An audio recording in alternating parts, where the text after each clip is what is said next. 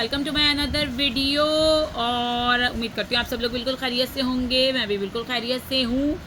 और मज़े की बात है कि मैं अभी बच्चों को लेने के लिए निकल रही थी समर कैंप से, और बेटे का आज प्रैक्टिकल था, उसे भी वापसी में पिक करना था। तो मैंने सोचा था, मेरी बेटी साहिबा जो है उनकी एक फरमाइश थी कि मुझे लॉन्ग में कोई शर्ट दिला दें। अम्मा बहुत दिन से बोल रही थी कि अम्मा मुझे लॉन्ग में कोई शर्ट दिला दें, कोई शर्ट दिला दें।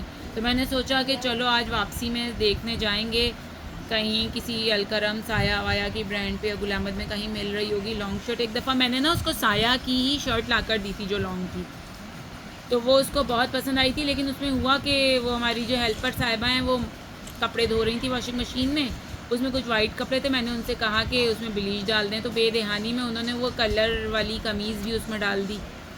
तो आपको पता है फिर ब्लीच अगर डल जाए वाइट कपड़ों में, तो वाइट कपड़ों के अलावा कलर्ड कपड़ों में, तो उसका कलर धब्बे धब्बे वाला ख़राब हो जाता है। मैंने उसको कलर करवाने की कोशिश की बहुत ज़्यादा, क्योंकि वो मेरी बेटी को वो शर्ट बहुत पसंद थी। मैंने उसे कलर करवाने के लिए 2-3 दफ़ा मार्केट गई कि इसको कलर कर दें, तो उस पर कोई कलर सही तरह से चढ़ नहीं रहा था। फ़िलहाल मैंने उसको ब्लैक कलर करवा दिया, लेकिन वो भी प्रॉपर इतना अच्छा नहीं आया है उसके ऊपर, इसलिए मुझे उसे दिलानी तो थी, क्योंकि भाई ये तो हम बड़ों की मिस्टेक से बेचारी की शर्ट ख़राब हुई थी। तो चलें, खैर मैं अब निकल के जा रही हूँ, फिर आप लोगों से मिलती हूँ थोड़ी देर में। तो फ्रेंड्स ये देखें, हम लोग साया की शॉप में आ गए हैं वापसी में, क्योंकि उसे दिलानी थी सारा को कोई शर्ट। तो मैं उससे सिलेक्ट करके दिला रही थी, वो मेरे हाथ से गिर गई एकदम से। तो मैं उससे पूछ रही थी कि देखो ये भी लॉन्ग में है, ये भी लॉन्ग में है, ये भी लॉन्ग में है, जो तुम्हें पसंद आ रही है। तो वो भी देख रही थी, मैं भी देख रही थी। मैं अपने लिए कुछ देख रही थी कि कुछ थे अच्छे, प्राइसेस बहुत ज़्यादा हाई थे।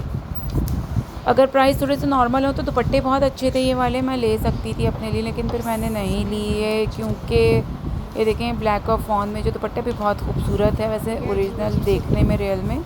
वाइट वाला भी बहुत अच्छा है, लेकिन प्राइस बहुत ज़्यादा, 4-4 हज़ार रुपये के दुपट्टे समझ में नहीं आ रहे। जब सेल में लगेंगे ना फिर लेंगे इंशाल्लाह।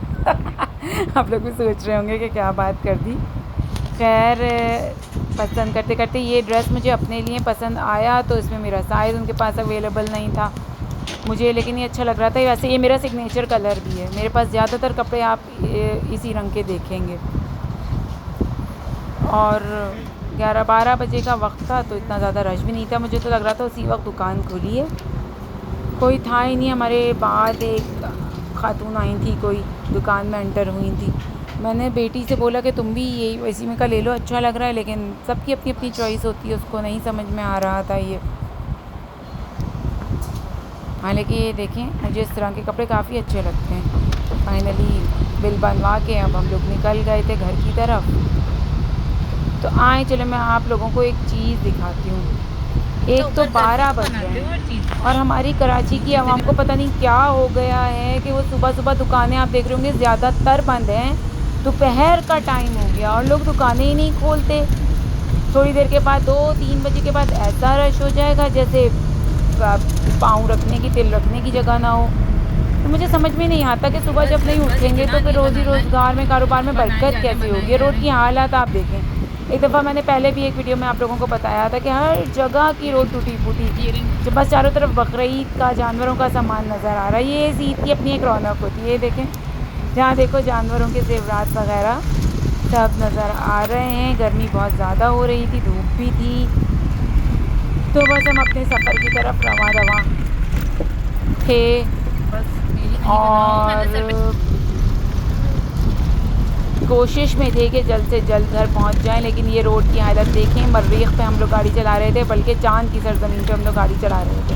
हिलती जुलती डगड़ डगड़ डगड़ डगड़, बस गाड़ी चले जा रही है, चले जा रही है। झटके आए जा रहे हैं, इंसान का जोड़ जोड़ हिल जाए इस तरह के सफ़र में। पता नहीं हुकूमत क्यों कोई काम नहीं करती, और हुकूमत भी कोई काम नहीं करती और आवाम भी कोई एक्शन नहीं लेती।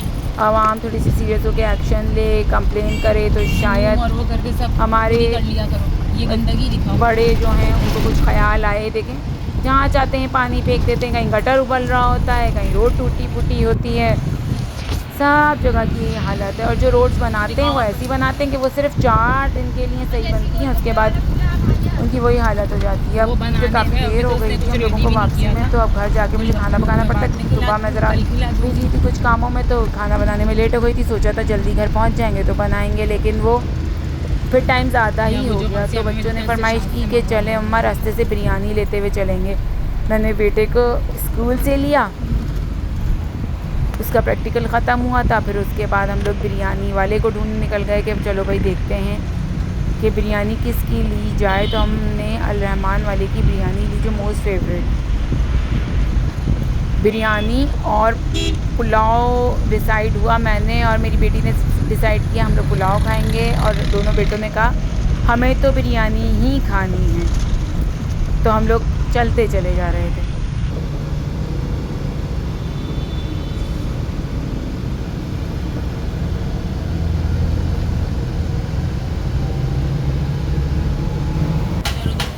तो ये देखें फाइनली हमारा बिरयानी वाला आ गया। तो मैंने बेटे को भेजा कि जाओ, उसके पैसे देके भेजा कि जाओ जाके इससे बिरयानी और पुलाव लेकर आओ। तो वो देखें जनाब गए हुए हैं बिरयानी एंड पुलाव लेने के लिए। और ये दुकानों की हालत देखें, मैं आपसे कह रही थी ना सारी दुकानें बंद। पूरा आधे से ज़्यादा शहर सो रहा होता है दोपहर तक कराची में। ये देखें जहाँ निगाह दौड़ाएंगे आपको, बस जिन्हें सुबह उठना है उन्हें ही उठना है, बाकी सब सो रहे गधे घोड़े बेच के। ये फाइनली हमारी बिरयानी और पुलाव आ गया।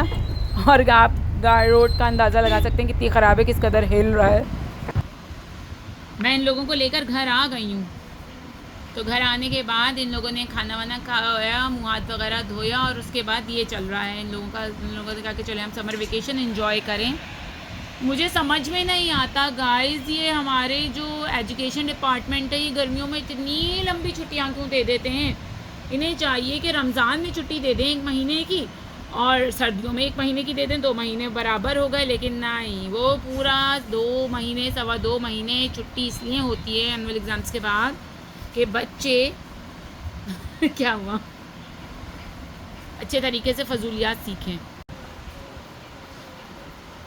तो फ्रेंड्स आप लोग ये देख सकते हैं समर वेकेशन का सही इस्तेमाल। शाज क्या चल रहा है जनाब? समर वेकेशन हो रहे। ये समर वेकेशन में बच्चों को इसलिए दी जाती हैं कि बच्चे गेम पे अपना हाथ साफ़ करें। ये चल रहा है। और ये देखें ये आपको दिख रहा होगा बेटी साहिबा का ये समर वेकेशन चल रहा है। और जो बड़े वाले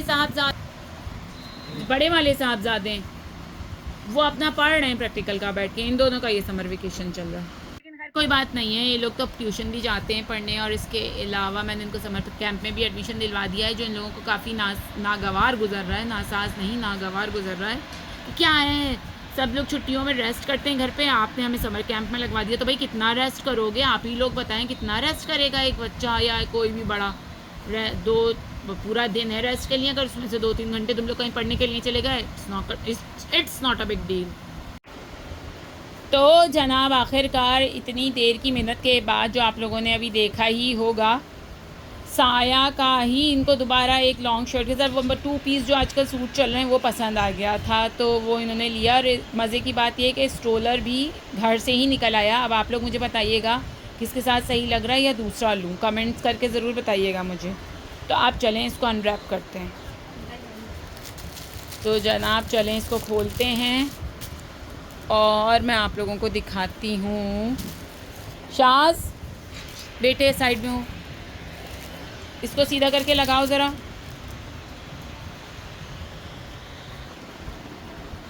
तो ये देखें जनाब, ये यहाँ से यहाँ तक की इतनी लंबी शर्ट, और ये रहा इसका ट्राउज़र। और इसके साथ आप ये देखें, मैं आप लोगों को एक चीज़ दिखाती हूँ। ये स्ट्रोलर ये ऐसे ही पहले लेके रखा था, लेकिन ये इसके साथ स्ट्रोलर जो है ये चल रहा है काफ़ी, मुझे तो लग रहा है कि चल रहा है। बच्चियों के साथ ज़्यादा असल में एज ऐसी है, ना बड़े बड़े दुपट्टों वाली एज है ना विदाउट दुपट्टे वाली एज है, तो मिडिल एज।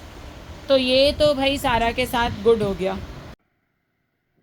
अच्छा तो गाइस फिर आज के लिए इतना ही, मिलते हैं एक नई वीडियो में किसी नए टॉपिक के साथ। जब तक के लिए अपना बहुत ख्याल रखिएगा। मुझे भी दुआओं में याद रखिएगा। मुझे असल में अभी थोड़ा सा काम है, आपको पता है बड़ी ईद बकरीद ईद में तो खाने पीने के हवाले से ही ज़्यादातर काम होता है। अल्लाह ताला सबकी कुर्बानी को कबूल फ़रमाए, सुन्नत इब्राहीमी को कबूल फ़रमाए।